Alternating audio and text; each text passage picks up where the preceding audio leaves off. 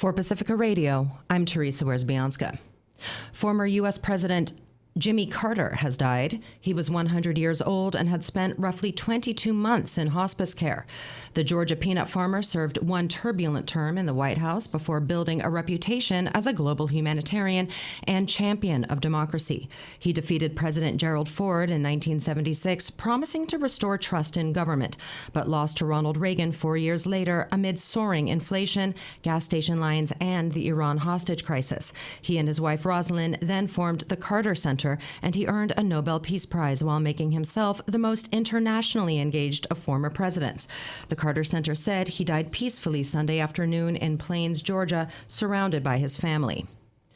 At least 27 Palestinians were killed and 149 were wounded in the past 24 hours, raising the official death toll from Israel's nearly 16-month-long assault to over 45,000, though the actual number is likely much higher. On Sunday, an Israeli strike on the upper floor of Al-Wafa Hospital in Gaza City killed at least 7 people and injured several others. Nearby, the Al-Ali Hospital sustained damage from artillery fire. Meanwhile, CNN reports that Dr. Qassam Abu Safia, director of Kamal Adwan Hospital, is being held at Sedi Tayan, a notorious Israeli military base in the Negev desert that doubles as a prison where Palestinians have reportedly been tortured. On Friday, Dr. Abu Safia was arrested when Israeli forces stormed Kamal Adwan, northern Gaza's last major functioning hospital, setting it ablaze and forcing staff and patients outside at gunpoint. This is Fares Al-Faneh, an Al-Ali patient who survived the ordeal. At around 4 a.m., the army came into Kamal Adwan Hospital and asked all the medical staff, the patients, and the people accompanying them to go out into the courtyard. And then they sorted everyone, the medical teams in one group, the patients in another. And then they got ambulances to get us and sent us through the main gate. We were taken for interrogation at around 3 p.m. They stripped us naked and left us there until sunset, with no one to aid us. We were left in the dust, and then one soldier would come around every once in a while and would curse at us and spit on us. It was very ugly. South Korean officials are looking for the cause of a passenger jet crash that killed 179 people in one of the deadliest disasters in the country's aviation history. Authorities plan to investigate along with U.S. aviation giant Boeing, which produced the aircraft involved in Sunday's crash, and also conduct safety inspections on all of the 101 Boeing 737-800 jetliners operated by domestic airlines. Sunday's tragedy struck the country amid political turmoil following the impeachment of President Yoon Suk-yeol and Prime Minister Han Duck-soo. Donna Warder has more.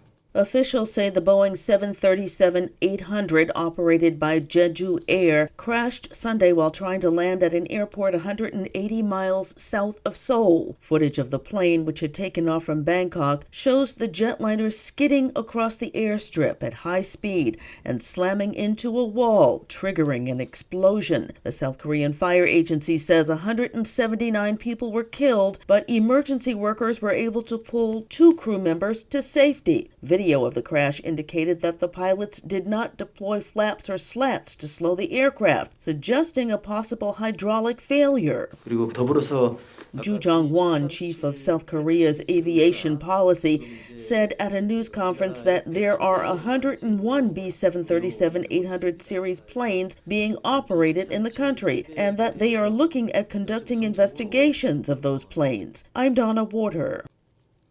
The German government has sought to downplay efforts by tech entrepreneur Elon Musk to get involved in the country's general election campaign by repeatedly endorsing the far-right Alternative for Germany, or AfD, party. Government spokesperson Christiane Hoffmann said Monday that, quote, freedom of expression also includes the greatest nonsense. Musk caused an uproar over the weekend after backing the AfD in an opinion piece in a major newspaper, leading to the resignation of the paper's opinion editor in protest. Germany is to vote in an early election on February 23rd after Chancellor Olaf Scholz's 3-party governing coalition collapsed last month in a dispute over how to revitalize the country's stagnant economy. In a deeply partisan Congress, one group of lawmakers with a shared background is working in a bipartisan way to try to pass important U.S. legislation. The group consists of military veterans in the U.S. House who call themselves the Four-Country Caucus. Veterans in the caucus see it as one of the few places where members of both parties feel they can build relationships and work together. It's one small sign of attempts to bridge the nation's political polarization. The caucus began in 2019. Since then, it has been integral in getting more than 100 bills passed into law on national security, support for veterans, and more. I'm Teresa Wierzbianska for Pacifica Radio.